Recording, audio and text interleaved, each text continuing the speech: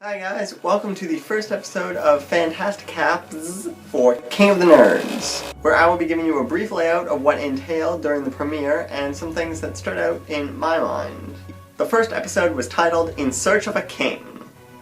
I wasn't super crazy about the opening because the very first thing they do, like one of the very first things, they kill off Celeste. Or, sorry, Smote, whatever. That Celeste falls from her throne and her crown falls away. And then the elder nerds, which would be all the other contestants from the first season that voted her king, they come in like these dark monk cloaks, kind of like this a little bit. They come in and they're like, oh, we must reconvene in a new Nerdvana.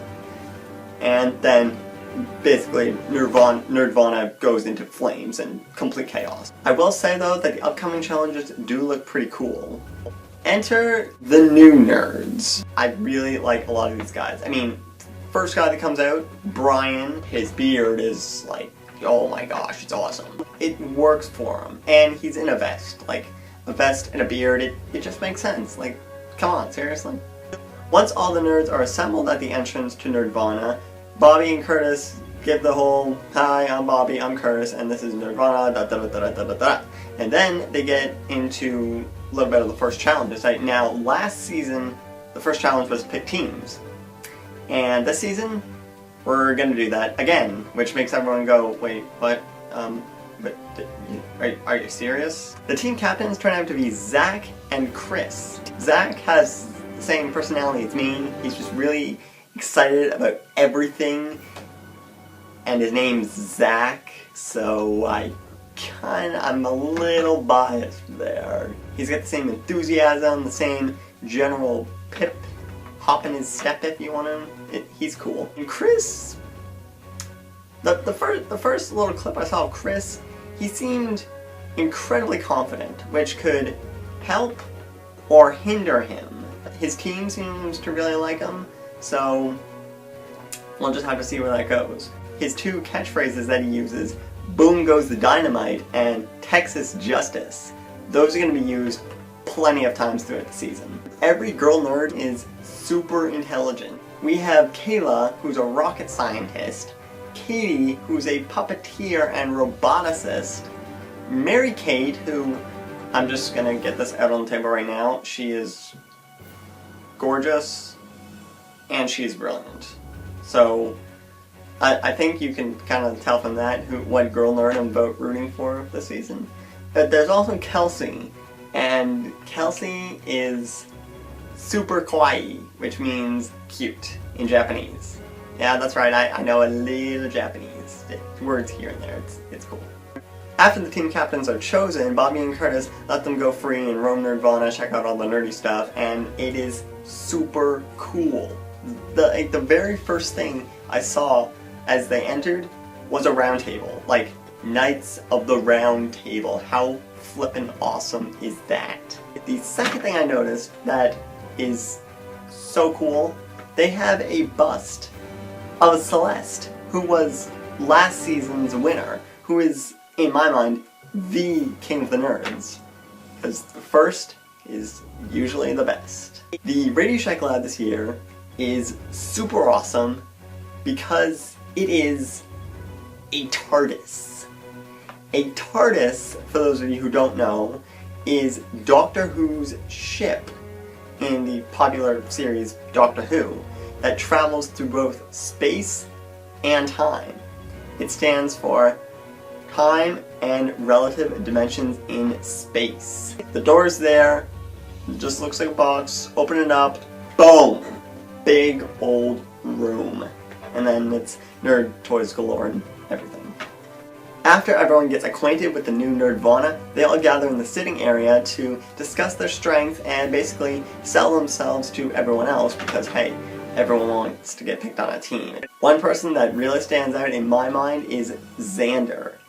Not only is he a vlogger and a gamer and a LARPer, he is a drama geek. That is awesome! Because I'm a drama geek and it's just like, oh, all the feels. There's someone representing theater on King of the Nerds. I love it. So he is now my unofficial nerd brother. And I will be rooting for him even though he is on the team that I am not rooting for, which I will get to in a minute. The nerds start to mingle a little bit, discussing a bit more about their interests, their hobbies, their likes, all that stuff. When Chris says, "Where are Zach and Nicole?" Zach and Nicole go to the TARDIS shack to talk strategy. I don't really see it as a good plan right now, because they just met, everyone's supposed to be getting to know everyone, and they go off. I don't know if this is going to put a huge target on their backs, but I thought it was too early for that, personally speaking.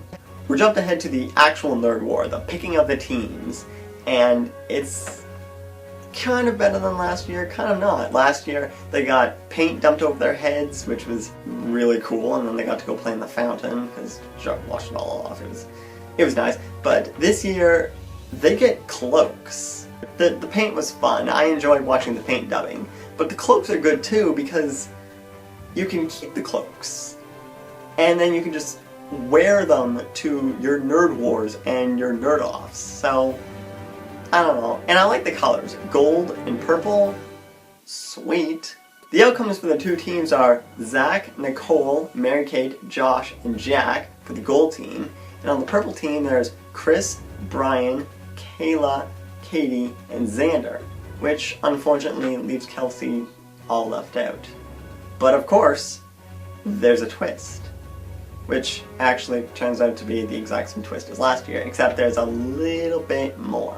Bobby and Curtis tell Kelsey that she has all the power, but she gets to pick someone from one of the teams to be banished immediately. So she decides to banish Nicole on the gold team. Then, before Nicole is banished from Nirvana forever, they add on another twist, and Curtis tells Nicole that she has won the Nerd War and she can choose to be on either team.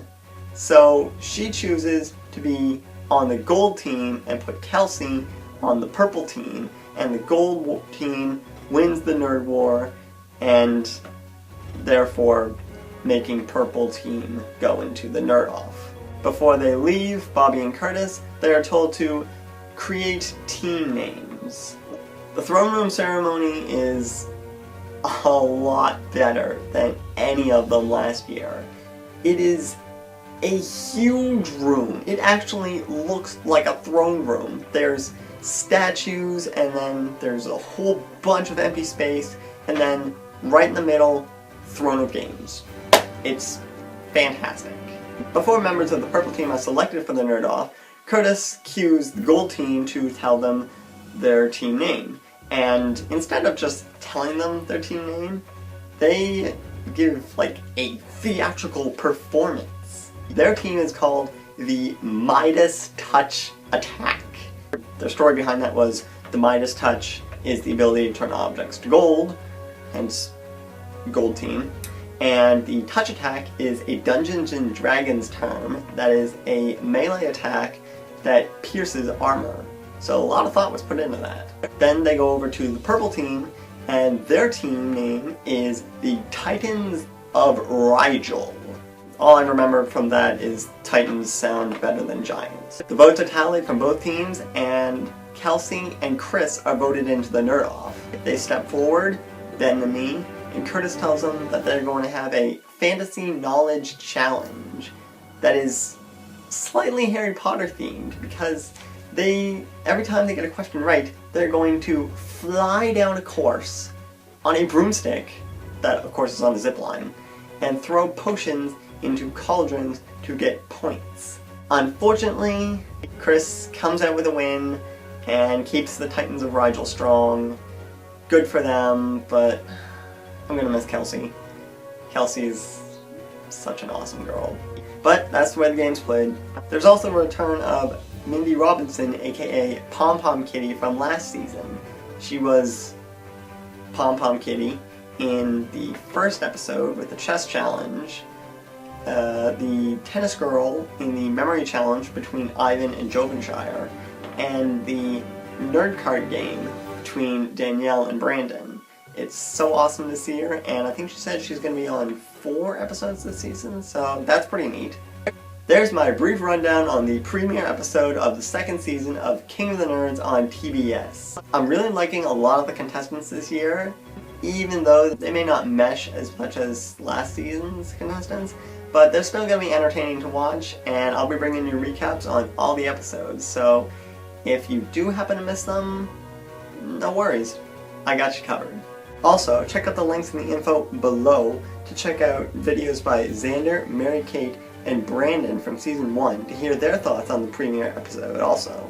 Thanks for watching this video. Don't forget to punch the like button if you enjoyed it, share it around with your friends, subscribe to be notified of all my latest videos, and comment below so we can interact. You can also find me on Facebook, Instagram, Twitter, and Google+, as well as following the link in the information below to see my previous video. That's all for right now, guys. Have a great day. Keep on keeping on.